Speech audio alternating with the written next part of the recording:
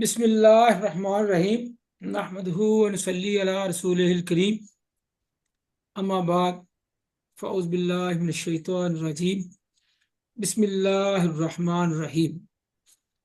अल्लाह तबारक व तआला के फजल व करम और नबी करीम सल्लल्लाहु अलैहि वसल्लम के नालान पाक के तसद्दुक़ से आज हम अपनी तशख़ीस बज़रिया करूरा इसकी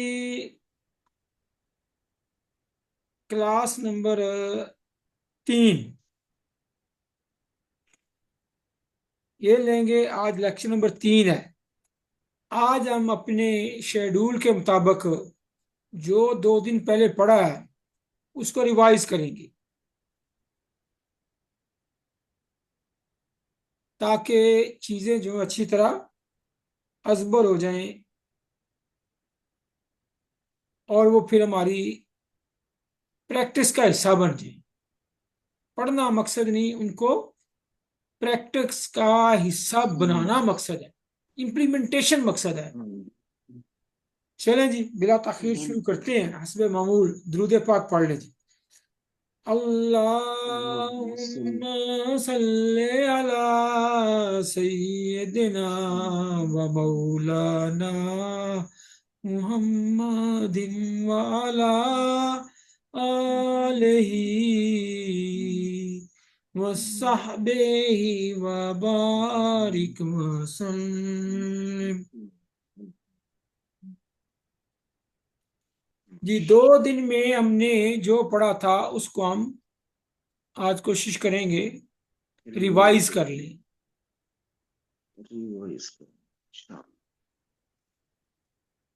कल फिर इंशाल्लाह ओपन क्लास है, उसमें आपको जो सवाल करना है, जो पूछना, जो सारा वो हो जाएगा।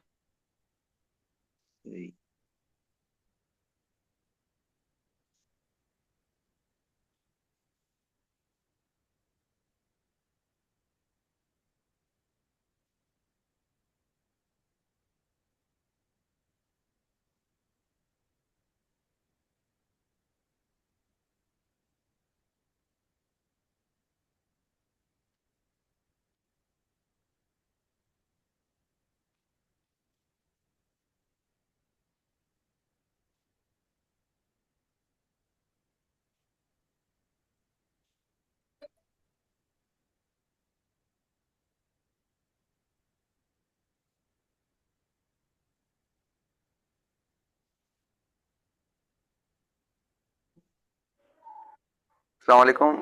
जी वालेकुम। क्लास हो रही है जी, कनेक्शन कट गया है। ये शेयर क्लास शेयर हो हो गई रही है है। जी, आपको स्क्रीन शेयर हो गई है। जी सर, होगी। चलें जी।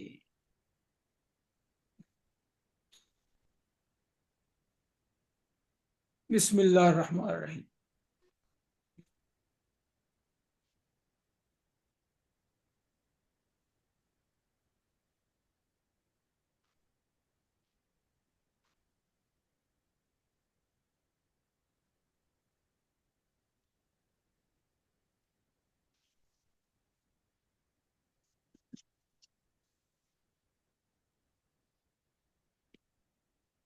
ये सबसे पहले हमने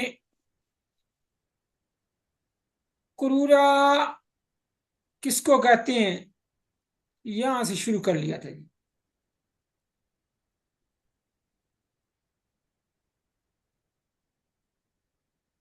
क्रूरा दरअसल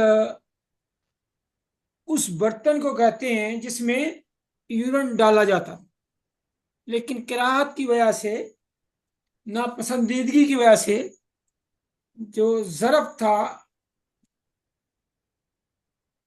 उसका नाम मजरूफ पे रख दिया। जो चीज ज़रफ में बर्तन में डाली जाती थी उसी की निस्बत से उस बर्तन का नाम उस चीज को ही दे दिया। यूरन को नाम, बॉल को क्रूरे का नाम दे दिया। इससे पता चलता है कि हमारे बुजुर्ग कितना नफीस तबा थे। अच्छा, ये क्रूरा सवाल ये है, आपको क्लियर होना चाहिए।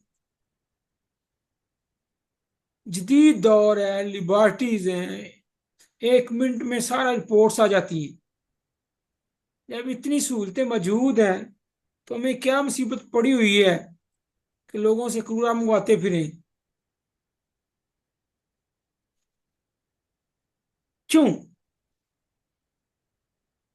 इसलिए कि करूरा जो है, इससे हमने देखना क्या है? हम मरीज का मजाज देखते हैं। ये हमारा जो तरीका है होलिस्टिक ट्रीटमेंट का है। हम तबीब हैं, हम हकीम हैं, हम नेचर के नुमाइंदे हैं, हम फितरत के नुमाइंदे हैं। और हमने मरीज का मिजाज जो है वो डायग्नोज करना है। वो क्यों? क्योंकि उससे मरीज का पूरे बॉडी का इलाज होगा। मिजाज चेंज होगा, तहरीक चेंज होगी, अंदर की केमिस्ट्री बदलेगी उसकी। इसको जदीद दुनिया में होलिस्टिक ट्रीटमेंट कहते हैं, होल बॉडी ट्रीटमेंट कहते हैं, कंप्लीमेंट्री एंड अल्टरनेटिव मेडिसिन का नाम देते हैं। आप इनको इस चीज इन वर्ड्स को गूगल करें तो दुनिया भरी पड़ी है। इवन आप सुन के रहा रह जाएंगे कि अमेरिका का जो सरकारी NIH है, नेशनल इंस्टीट्यूट ऑफ हेल्थ, उनके तहत मैंने कुछ ऑनलाइन कोर्सेज किए थे, फूड एंड न्यूट्रिशन में और काफी चीजों में। आप में से जो कोई करना चाहे, मैं वेबसाइट बता, यही कंप्लीमेंट्री एंड अल्टरनेटिव मेडिसिन लिखेंगे तो बेशुमार उनकी आ जाएंगी। NIH उनका सरकारी भी आ जाएगा। वो फिर ऑनलाइन कोर्सेज भी करवाते हैं। वो कितना ज्यादा अल्टरनेटिव मेडिसिन पे खर्च कर रहे हैं, आप सुन के रहा रह जाएंगे। दुनिया बैक टू नेचर की तरफ जा रही है। इसलिए कि जब से यंग दोम के बाद मजाज शनासी को छोड़ा है, होलिस्टिक ट्रीटमेंट को छोड़ा है, उस वजह से वक्ती सिम्टम और अलामतें वो दबा दी जाती हैं और मर्ज वही रहता है। बल्कि वो किसी और शक्ल में, मादा मर्ज जो होता है किसी और शक्ल में नमूदार होता है, तो उसका एक नया नाम रख देते हैं। इसलिए मजाज का इलाज, टेम्परामेंट का इलाज, और इस पे मैं आपको बताऊं, इसमें मैंने एक पोस्ट भी की थी, वो मैं ग्रुप में शेयर कर दूं। अब लौट के एलोपैथी वाले, उनकी लेटेस्ट तरीन जो रिसर्च आ रही है, लेटेस्ट तरीन रिसर्च, वो ये कहते हैं कि सेल्फ, जो इंसान का अपना क्रोमोसोम है, DNA है, वो हर इंसान से मुख्तलिफ है। लिहाजा हर पर्सन की मेडिसिन जो है, इंडिविजुअल जो उसकी पर्सनैलिटी बनती है उसके मुताबिक होनी चाहिए। वो अपनी टर्म यूज करते हैं, लेकिन मकसद उनका यही है कि हर बंदे का मजाज तबीयत डिफरेंट है, जिसको हम मजाज कहते हैं। लिहाजा उसके मुताबिक ये इनकी जदीद तरीन रिसर्च फिर आ रही है, बैक टू नेचर। ये फितरत का एक निज़ाम होता है। पूरी दुनिया जो है वो दोबारा नेचर की तरफ। तो हमारा ये जो विषय था टेम्परामेंटल डायग्नोज, ये हमने छोड़ दिया हुआ। ना हमारे कॉलेजों में पढ़ाया जाता है, ना किसी और जगह पढ़ाया जाता था। लेकिन यकीन करें, ये इतनी बड़ी साइंस थी। अब थोड़ा सोचें, आज कितनी इल्म की फरावानी है। बुक्स हैं, इंटरनेट है, गूगल है, ChatGPT है, और पता नहीं जो आप कहें 1 मिनट में आ जाता है। DNA तक रिसर्च कर लिया, इतनी ताकतवर खुर्दबीनी और सब कुछ है, लैब्स हैं। हमारे आप पुराने बुजुर्ग जिन्होंने ये सारा इल्म तरतीब दिया था, इर्तिका है इसका, यकदम किसी एक बंदे ने तो नहीं किया ना जी। पीछे सारा विरसा आता है, आगे लेके चलते हैं। हर नस्ल में बंदे अपना अपना पार्टिसिपेट करते हैं, अपना अपना इनपुट देते हैं, इस तरह एक इल्म वजूद में आया था।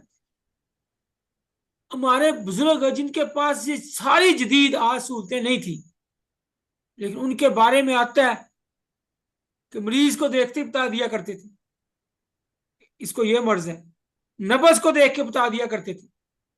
उन कहते ना जी ओ हकीम ही नहीं रहे जी, ओ बाबे ही फौत हो, ओ बाबे थे, वो इल्म तो वही है। अब वो पुराने वो फन जो वो छोड़ के गए हैं, वो पुराने वाला कोई नहीं है और वो सीखने वाला कोई नहीं है, सब शॉर्टकट के चक्कर में है। Shortcut is always wrong cut. और इल्म के मैदान में, खुसूसन ये तिब के मैदान में शॉर्टकट, ये तो नीम हकीम वाला मामला बन जाएगा ना। तो ये तो वैसे ही मना है। ये शरई तौर पे, अखलाकी तौर पे, अगर हम इस तिब में इलाज मुआवजा करना है तो हमें पूरा इल्म सीखना होगा, हम पे फर्ज है। वरना ये पेशा छोड़ दें, कोई और अपना लें, बेशुमार है। ये करूरा जो है, ये मजाज शनासी बताता है। वो मजाज शनासी, वो टेम्परामेंटल डायग्नोज जो दुनिया की किसी लेबोरेटरी में नहीं बताई जाती। आप किसी लेबोरेटरी में अपना यूरिन ले जाएं, ब्लड ले जाएं, उन्हें कहें जी मेरा मजाज बता दें, मेरी तहरीक बता दें, वो कहेंगे ये क्या बलाएं होती हैं हमें नहीं पता। तो ये मजाज का इलाज, तशखीस, मजाज शनासी तिब की बुनियाद है। इसके बगैर तिब का तस्वर ही नहीं है। एक हो हकीम, हो एक तबीब, एक मुआलिज हो, उसको मरीज का मजाज शनासी ना हो, मजाज शनासी को उसको अबूर ना हो, तो वेरी फ्रैंकली उसको तिब करने का कोई हक नहीं है। लोगों की जानों से खेलने का हक नहीं है। वो क्यामत वाले दिन मुजरम होगा। एक तो यह जरूरत है, इसकी कुरान देखने की जरूरत, इससे मजाज शनासी होती है, मजाज का पता चलता है, टेम्परामेंट का पता चलता है। होलिस्टिक ट्रीटमेंट की तरफ हम जा रहे हैं। हमारा अलामत का इलाज करना, हाँ बिलखासा हमारी दवाइयाँ, बिलखासा भी हम, बेशुमार अद्वियात हमारी हैं, बेशुमार नुस्खे बिलखासा पे, लेकिन हमारी बेस बुनियाद मजाज शनासी पे है। एक ये। दूसरा,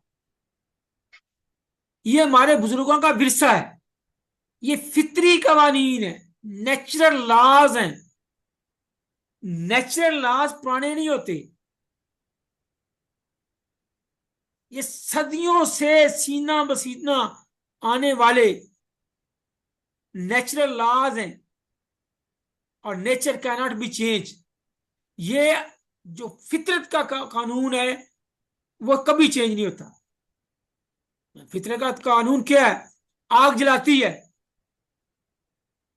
और भाई सदियों पहले भी जलाती थी, अब भी जलाती है, और क़यामत तक जलाएगी। आग की खासियत ये है। पानी आग बुझाता है, ये फितरत के लॉ है, ये चेंज नहीं होते। लिहाजा जो नेचुरल लॉ है ये पुराने नहीं होते। लिहाजा अगर हम नेचर को समझना है, नेचर की तरफ आना है, फितरत के नुमाइंदे बनना है, तो फितरत के कवानीन को हमें समझना पड़ेगा। वो ये हमारे टूल्स हैं। एक जो हमारे बुजुर्गों का विरसा है, नंबर 2, उसके रखवाली, उसको जानना हम पे लाजम है। तीसरी चीज, वक्ती तकाजे में जब आप करूने से तशखीस करना शुरू करेंगे तो आपको गलती का इम्कान नहीं होगा। नब्ज भी देखेंगे, क्रूरा भी देखेंगे, जुबान भी देखेंगे, अगर हो सके तो लिबर्टी रिपोर्ट भी देखिए। हमें ना तो अफराद का शिकार होना, ना तफरीद का, हमें नॉर्मल। अगर मरीज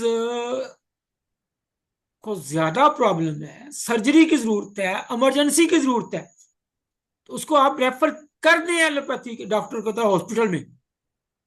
सर्जरी हमारे तिब का हिस्सा है। एलोपैथी में वक्ती रिलीफ जबरदस्त है, वक्ती रिलीफ जबरदस्त, सर्जरी जबरदस्त है। लेकिन जो क्रॉनिक डिजीजेज है, ऑन द लॉन्ग रन वो सिम्टम को दबाते हैं, ट्रीट करते हैं, क्योर नहीं करते। तो ये भी अपने मिजाज में इतदाल रखना है। तो क्रूरा जो है ये हमारी शनाख्त है, हमारी पहचान है, हमारी डिग्निटी है, हमारे बुजुर्गों का विरसा है। जब शहर में आप, जिस शहर में क्लिनिक है, क्रूरा मंगवाना शुरू करेंगे, आपके पेशेंट क्रूरा लेके आएंगे, तो आप बाकी जितने लोग हैं उनसे मुमताज हो गए, इंडिविजुअलिटी आ गई, इंफरादियत आ गई, आपका एक अलग से तशख्खुस बन गया, आपकी एक पहचान बन गई कि जी फलां तबीब जो क्रूरा देख के ही, पेशाब देख के मर्ज बता देते हैं, मजाज का पता चल गया तो आगे अलामतें बताना आसान है। और कितनी इज्जत वाली, ऑनर वाली, डिग्निटी वाली बात है। तो मरीज अभी आपकी क्लिनिक पे इन हो, आप उसका यूरिन देख के उसको बैठे, थोड़ा सस्ताए, तो आप उसको वो बताने लगे, तो आपके ठहरे, पहले मैं आपको बताता हूँ, नब्ज दे खुद बताएं। तो वो आपकी पर्सनैलिटी, आपके इल्म से कितना मुतासर होगा। जब आपकी ट्रांस में आएगा, जब वो आपको अपने से सीनियर सुपीरियर समझेगा, काबल समझेगा, आपकी हजाकत को मानेगा, तो फिर जो आप कहेंगे उस पर अमल भी करेगा। देखें, इलाज मुआवजे में असूल है। हमारे तो लेटर पैड पे लिखा होता है कि 50% जो इलाज में किरदार है, रोल है, वो मरीज के परहेज का है। 25% मरीज के यकीन एतमाद का है, उसके माहौल का है, उसके जेहन का है, उसकी नफ्सियात का है, उसकी अपनी साइकी का है, और 25% दवाई का है। अब 75% तो वो दूसरा हो गया। अगर वो आपकी पर्सनैलिटी या आपकी काबिलियत से मुतासर होगा, आपके जेर असर आएगा, आपकी बात को वजन देगा, आपकी बात को अहमियत देगा। ये किस चीज में इनकम है छुट्टी है? ये वजारत खारजा में। अक्षर भाई म्यूट कर लें। जब आपकी को मानेगा, नेट बहुत कम। हाँ, नहीं चल रहा है। अक्षर भाई म्यूट कर लें, हाँ, सीधे। तो फिर 25% तो ये हो गया। जी तो उस्ताद जो जी, आप कहेंगे, आपकी बात को जी वजन आगे ले देगा, उस्ताद जी। आपकी बात को वो मानेगा, तो जो प्रेज आप लिख के देंगे वो करेगा भी। तो 75% तो ये रोल आपकी शख्सियत का होगा। दवाई का तो अभी बाद में शुरू होना है। अगर पहले ही पता हो ये हकीम साहब फ्रॉडी हैं, ये नाफ के नीचे ही दवाई देते हैं, ऊपर का तो इनको पता ही कोई नहीं, ये नाफ के नीचे के स्पेशलिस्ट हैं, इन्होंने उधर ही लेके जाना है, और मजून ही देनी है 50-50 हजार की, लाख लाख की, तो फिर वो आप पे कम यकीन करेंगे, उस तरह के पेशेंट आएंगे। लेकिन अगर आपके इल्म से, आपके इखलास से, आपके तकवे से आप उसको ये समझेंगे कि अल्लाह की तरफ से आया हुआ, भेजा हुआ मरीज है, इसका इलाज करना मुझ पे फर्ज है, उसकी जेब पे आपकी नजर नहीं होगी, उसकी मर्ज पे होगी, उसकी तशखीस आप मेहनत से करेंगे, तो अल्लाह तबारक ताला फिर आपके हाथ में शिफा भी रखेंगे। शिफा अल्लाह की तरफ से। आपको पता है हमारे पुराने बुजुर्ग जितने थे,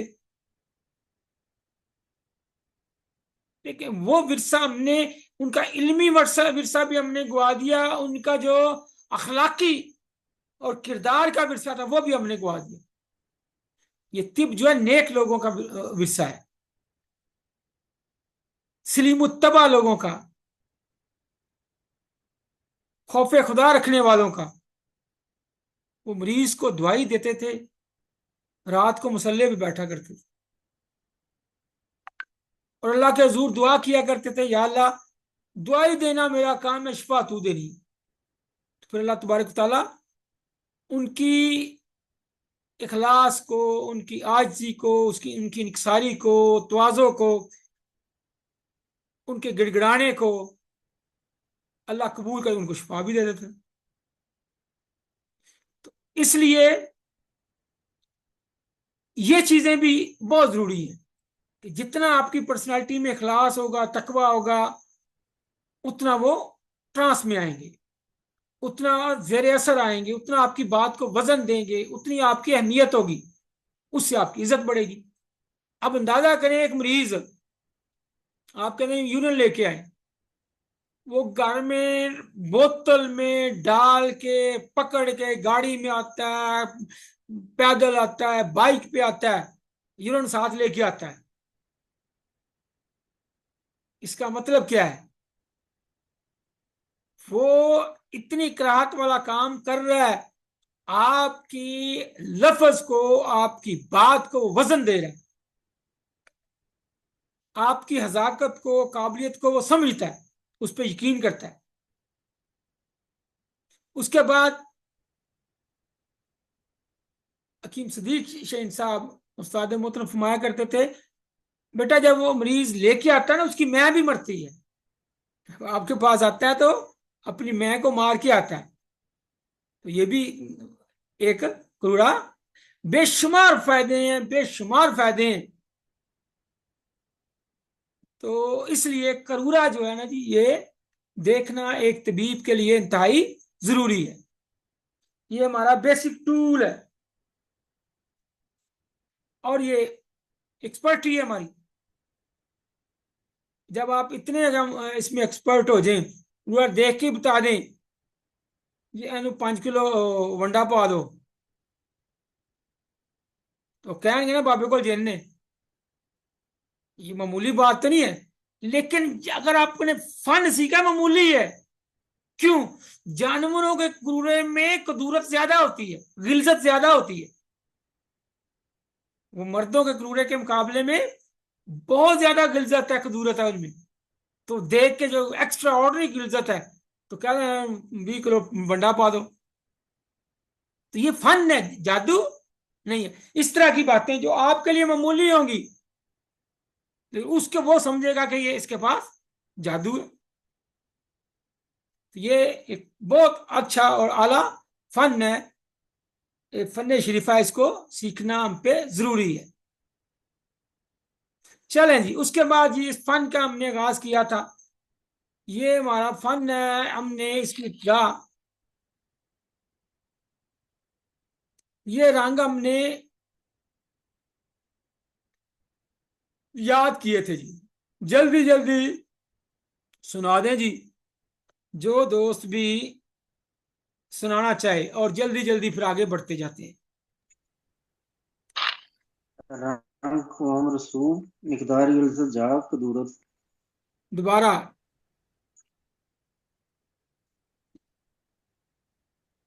ये इस तरह नहीं मचाता, रंग क़वाम रसूख मिक़दार ये इल्ज़त जाग। झटका भी नहीं लेना, बिल्कुल एक ही लफ्ज इसको समझना है, एक ही लफ्ज समझते हुए आपने स्पीड मारनी है और इतनी तेजी से आगे जाना है कि ये आपको एक ही लफ्ज लगे। रंग वाम कुदरत गिलजत सूब मिकदार जाग, बिल्कुल रंग क़वाम कदूरत इल्ज़त रसूख मिक़दार जाग। जाग। और कुछ साथी जल्दी जल्दी, ये बहुत ये आहिस्ता सुनाया आपने, दिल खुश नहीं हुआ। रंग क़वाम कदूरत इल्ज़त रसूख मिक़दार जाग। जी और रंग तेज, कवाम को जरूरत नहीं है आजाद। शाबाश। 11 दफा फिर क्या ले, जल्दी जल्दी जरा, या थोड़ी स्पीड तेज करनी है आज हम। रंग क़वाम कदूरत इल्ज़त रसूख मिक़दार जाग। 11 रंग दफा कह क़वाम लें, कदूरत शाबाश। रंग कवाम रंग सूरत कवाम गिलज़त कुदरत रसूब गिलज़त मिकदार जाग। रसूब मिकदार जाग। रंग रंग कमाम का कवाम सूरत कुदरत गिलज़त गिलज़त रसूब रसूब मिकदार जाग। रंग कवाम कुदरत गिलज़त रसूब मिकदार जाग। रंग कवाम कुदरत गिलज़त रसूब मिकदार जाग। रंग कवाम कुदरत गिलज़त रसूब मिकदार जाग। रंग कवाम कुदरत गिलज़त रसूब मिकदार जाग। रंग कवाम कुदरत गिलज़त रसूब मिकदार जाग। रंग हो गया कमाम जी? का सूरत गिलज़त रसूब मिकदार जाग। वेरी गुड, ये बेहतरीन, ये जिन्होंने बोला जबरदस्त। और जी कोई? रंग कवाम कुदरत गिलज़त रसूब मिकदार जाग।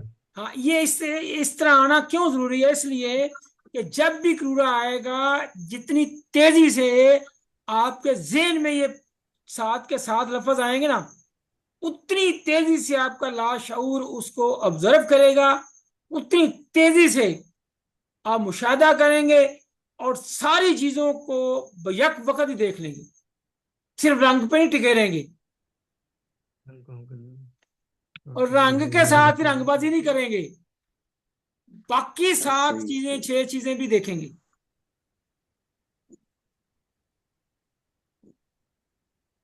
फिर नीम कीम नहीं बनेंगे। फिर आपके लाश और उसी वक्त आपको कहेगा, हुक्म देगा कि बाकी चीजें भी देखो। इसलिए इसको आपने बिल्कुल रट्टा लगा के एक ही लफ्ज बना देना है, रंग कुआं कुदरत गिलज़त रसूब मिकदार जाग। जी शाबाश, कर ले जल्दी जल्दी। रंग कुआं कुदरत गिलज़त रसूब मिकदार जाग। मिकदार जाग। वेरी गुड, ठीक हो गया, ठीक हो गया। माशाअल्लाह।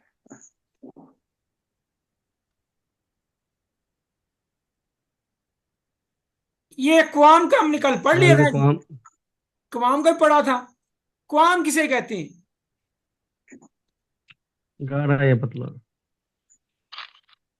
कवाम जो क्रूरे का अपना बॉडी है, जो उसका अपना जिस्म है, जो पूरा वो एक है, वो गाढ़ा हो गए, उसका गाढ़ा हो जाना या पतला हो जाना, कफियत है ना। कवाम एक कफियत है, गाढ़ा है या पतला है। इसका कवाम क्या है जी? रकीक है। इसका कवाम क्या है जी? गलीज है। ये गाढ़ा है, ये पतला है। गाढ़ा होना या पतला होना, ये कवाम है। मतलब पानी का कवाम क्या है? रकीक। गलीज या रकीक? रकीक है ना? ठीक। रकीक। रकीक।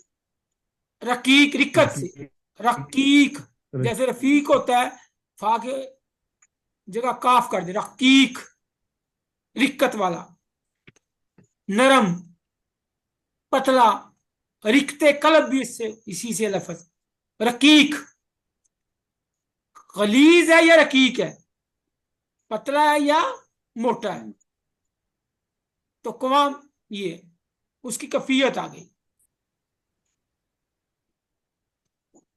ये क्रूरे में कौन सा, ये क्रूरा क्या है, इसका कवाम क्या है, जिसपे करस है? रकीक है या रकीक गलीज? रकीक ठीक। ये रकीक है ना? रकीक। और ये? गलीज ये गलीज है। और ये? गलीज। और ये? गलीज ये भी गलीज। मुअत्तल है, थोड़ा है। ये रकीक है। हाँ, रकीक से आगे ये है थोड़ा, रकीक है। इससे ज्यादा है। हाँ जी, हाँ जी।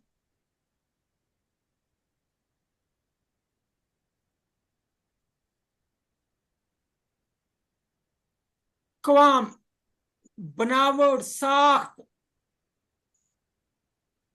शायद पतला है या गाढ़ा है, हल्का है या भारी है। जितना गलीज होगा उतना भारी होता जाएगा। बिल्कुल। पानी जैसा होगा पतला बिल्कुल तो पतला कवाम, दूध या लस्सी जैसा होगा तो दरमियाना कवाम, बहुत ही गाढ़ा होगा जैसे शहद है तो फिर गाढ़ा कवाम।